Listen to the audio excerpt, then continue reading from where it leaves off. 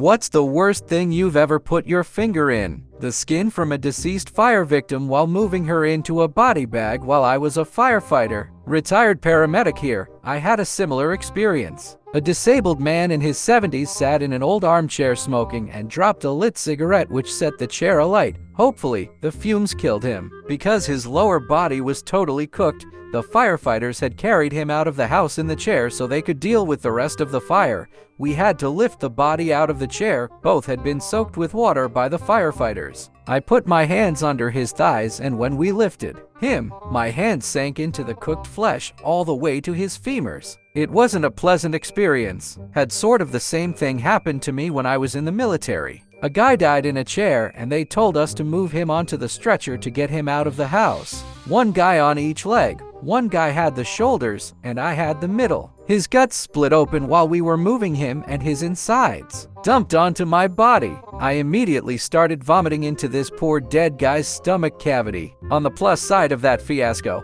I have never gotten grossed out again. Edit, to clarify, we were overseas at the time and doing a police action in a foreign country in the mid-1990s. The bone marrow of a traumatically amputated femur, fire EMT here, didn't know a guy put a gun to his head. Noticed he had bleeding from rehead, so I went to put a bandage on it and my finger went into the hole in his head. So now I know what brains feel like. I was going to say my dog's turd cutter, then I remembered the horrible dirt bike wreck of 1988 where I did flips in the air and landed horribly, body slamming the ground. The bike came down with a too long bolt sticking out of the exhaust, hugely stupid, which came down and impaled my right calf. I stuck my finger in the hole to stop the bleeding. Not really gross, but disturbing. I didn't think to just put compression on it. It was shooting like a faucet and I just thought to cork it. Never mind. I should have just stuck with dog's turd cutter. Had to dislodge a dried chunky. Wait until he says he stuck his finger in the turd cutter, then directly into his leg. Horse ass. To be fair, it was my whole arm. Edit, horse had constipation-induced colic. This can very quickly cause bowels to perforate.